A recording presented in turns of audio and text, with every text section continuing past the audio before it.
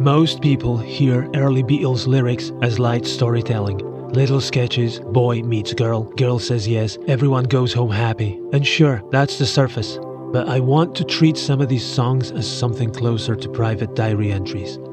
Not because they're literally autobiographical, but because the narrator often sounds like he's thinking out loud, trying to steady himself. So here's my modest claim for today. In some of the earliest Beatles records, if you read closely, you can see the beginning of what I'm calling a narrator under pressure and a very specific coping move.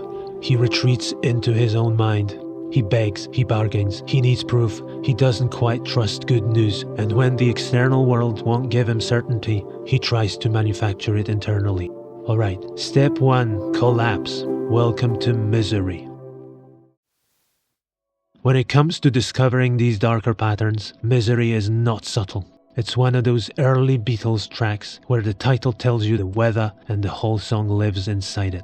The narrator isn't describing a sad afternoon or some issues his relationship is going through.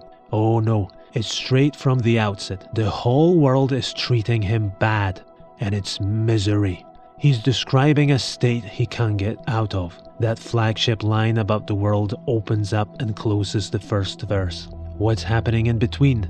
The thing that gets me about misery is the fact that misery frames heartbreak as complete and total identity damage. The struggling Beatle paints the picture in the first line. He's basically introducing himself by saying that he's the kind of guy who never used to cry. But now the world is treating him bad, meaning because of this love thing that just happened, I feel the reality that surrounds me is against me. So what evidence is he showing us that something didn't work out in the relationship? The actual proof isn't a message she might have sent him. The proof is in what he has become. Look what happened to me, he says. I'm the proof. So that's verse 1, basically his perception of reality, his subjective reality. The world is against him. Now, pay close attention to the second verse, because it's where the song gives you the cold facts with the least bias. This is the moment where the narrator stops being poetic and just tells you what reality is. He's lost her now, and it's for sure, and he won't see her anymore. That's not mood, that's not opinion, that's a verdict, that's the world as it is. And then he adds the consequence. Life in that objective reality is going to be a drag. Misery isn't a passing feeling here. It's pitched here as a condition. Existing in the world as it currently stands is unbearable. When the external world becomes intolerable, the narrator starts looking for an internal exit. This maneuver is marked by the opening line as we're now past the second verse and we're entering the bridge. Here, he basically announces a mental procedure where he'll remember all the little things they've done. This is the mind switching on, not just feeling, reviewing, recapping, doing the forensic rerun. Where did it all go wrong? What did I miss? What does it all adapt to? And what's interesting is the conclusion he lands on, because a second ago he's told us she's gone for sure. But once he's inside his mind doing the recap, he starts speaking as if her decision doesn't really count. It's in that second line of the bridge. Can't she see? That phrase is doing a lot. It's technically a question, but it functions like pressure. The answer should be obvious, and her failure to agree to his conclusion is, in his opinion, irrational. He's frustrated, big time. And then the truly revealing line. She'll always be the only one. And he even says it twice. But pay attention to that always be bit.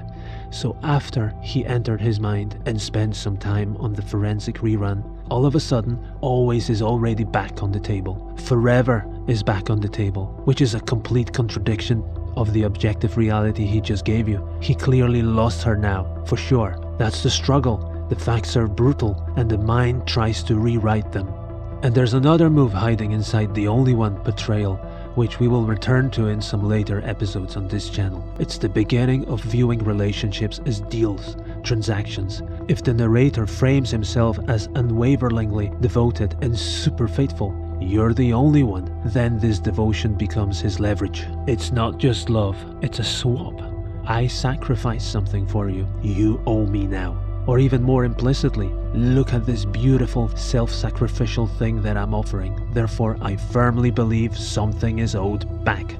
But there are 2 bridges in this song, and the second one comes with even more information about how he expects this transaction to proceed. It's that slight variation where he adds that she'll remember, and then he says that she'll miss her only one, lonely one. It's as if he's projecting that by rejecting him, she's actually denying happiness herself. She's hurting herself. Not only that, but by hurting herself, she is imposing loneliness on him. So let's distill the message of the second bridge. In his mind, he concluded that since he's offered a sacrifice, she should match him.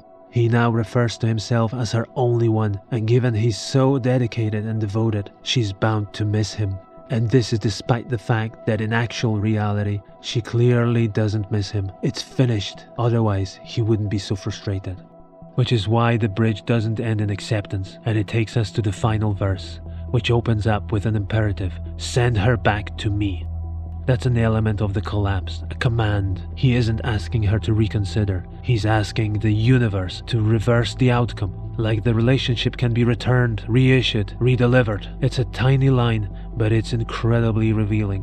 When the world doesn't match his mind, he doesn't adjust his mind. He tries to instruct the world, send her back, like you'd send for some medicine, a product. He reduces her to an object which he desperately tries to push into a metal mold in the shape of his love partner. But the manner in which he orders her around doesn't sound like he's wanting an actual autonomous partner.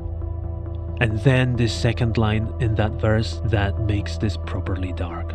He talks about her hurting him in a very painful way, and this is crucial. She's abandoning him in public. He says it very directly. He needs her back because he feels exposed without her.